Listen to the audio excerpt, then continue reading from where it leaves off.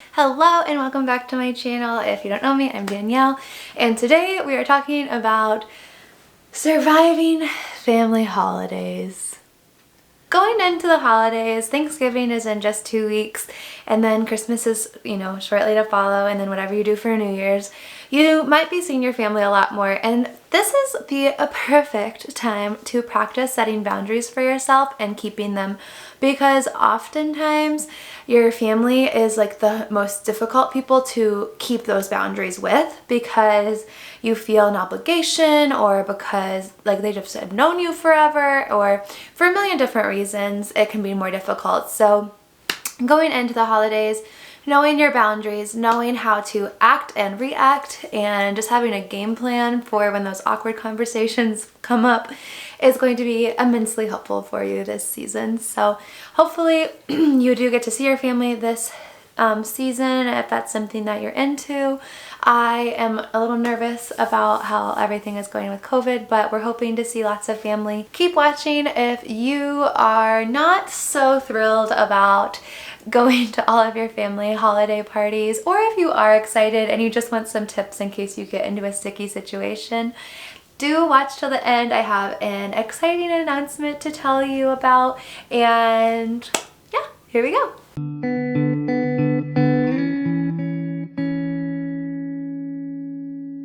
I do want to clarify that none of these things are like directed at my family or anything. I love you all.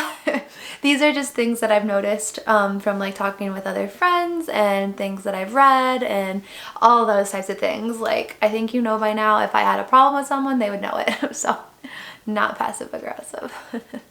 Okay, now that that's out of the way, the number one piece of advice I can give you for going into the holiday season with your family is adjusting your expectations. So if you know that something is likely to happen, then just accept it and don't go in like hoping like it doesn't, okay? You probably have like an uncle or aunt or somebody who is very like they just love to voice their opinions and tell you that you're wrong, but just like expect that, like it's okay, and don't just like hope they don't, because they probably will. So just adjust your expectations to like something realistic, and instead of just hoping something doesn't happen, make a plan for when it does so that you're not caught off guard. Along with that, identify what is likely to trigger you so that you can come up with a plan or a response to like a way to respond to that. So like if you are sick and tired of people asking you if you are seeing anybody, if you're in a relationship yet, whatever,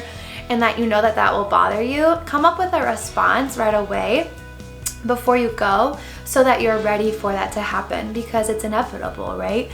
And my favorite way to do this is to just kind of like have a joke ready, or like a creative way to turn around the conversation onto them and not on me, because I don't love to talk about myself, and it's just going to be helpful for you to have a plan for those triggers so that you are not caught off guard. Everything is easier with a friend, so number 3 is find an ally. So either somebody in your family that's going to be at the party, or maybe someone that you can text that knows the situation.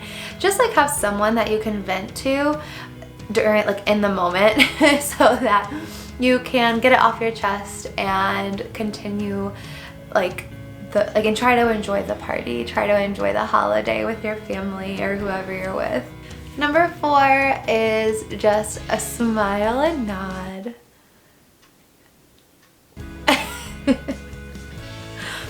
There are some people who just don't want to have a conversation and they just want to argue, and those are the times when you just smile and nod.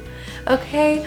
I am an Enneagram type 8, I'm learning, so it can be challenging for me to not speak up when I, disagree or whatever, but just like smile and nod unless you can say something respectfully and remain respectful.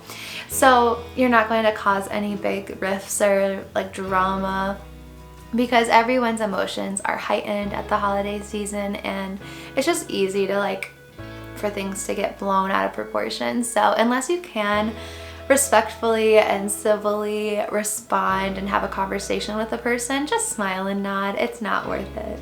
Number 6 is find a mantra that is fitting for your family situation. So you know that I love a good mantra. I have one for every week depending on what's going on that week. So if your family or the people you're going to spend the holidays with is just like very toxic, maybe have a mantra that combats that. Or one might be like, don't let it get to you. Or if you have a family who talks down to you, have a mantra that reminds you of how significant and important you are and how intelligent you are. And just like whatever you foresee a problem being, think about how you felt last year at the holidays or the year before or growing up, and find a mantra that like specifically speaks to that so that you can just remind yourself that throughout the time that you're there. It honestly helps you like not spiral into a complete emotional breakdown, so just take my word for it. Number 7 is just to like even consider if going home is a good decision for you, if it's going to be a healthy decision for you. I definitely would encourage everyone to go see their families, but like I know that some are just really, really unhealthy, and if that's you, find a different kind of family to spend the holiday with. Like go with friends or host it with certain friends, whatever.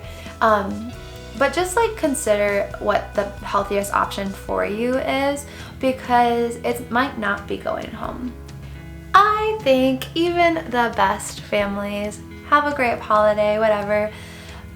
You need to come home and just like spend some time with self-care, because it can be so demanding and so exhausting to travel and spend the time with family and whatever that might entail. It's just, I often find myself being really exhausted when I come home.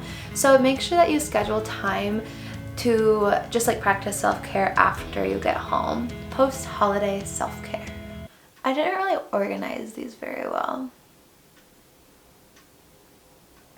But anyway, back to like at the party. One of my favorite ways to get through a social event that I'm not feeling is just asking a lot of questions, keeping the focus off of me and what I'm doing and how I am, and just asking lots of questions for other people. Generally, people really like to talk about themselves, so they're usually pretty happy to tell you what's going on and everything. Just ask really thoughtful questions, and I mean, it would help if you were like actually interested. So if you can do those things, you're set. You will make it just fine. And the last thing is to clean the dishes.